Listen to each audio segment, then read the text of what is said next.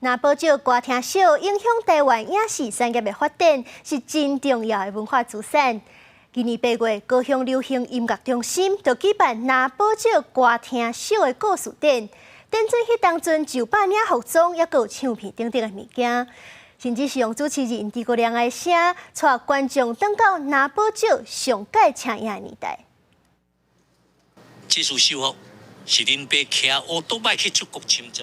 用诸葛亮的声音，带大家回顾那保障大歌厅的风华。讲到那保障，侪高雄人拢袂青分，是80年代上请影的歌厅秀。即马高雄流行音乐中心展出那保障故事展，展览有侪老相片、影音甲文笔，互参观的民众亲像返去过去，感受歌厅的热闹气氛。受到一杨燕以前咧那保障，伊咧演唱的时阵，伊签的合约。我拢有甲收起来，所以有足侪艺人以前咧用过、穿过的物件，我拢有甲收起来。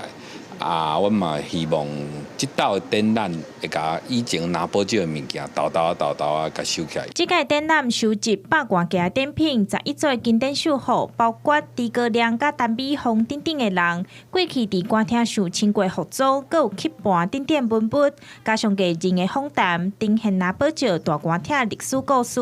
连市长陈其迈细汉嘛对诸葛亮有深深的印象。你都一个小板凳那个你脚没有看那个从台北这样坐回来很辛苦。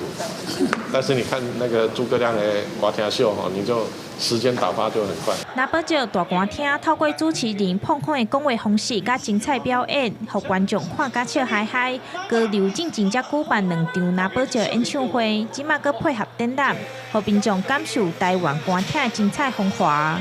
记者钟宇辉、邱兆荣高雄报道。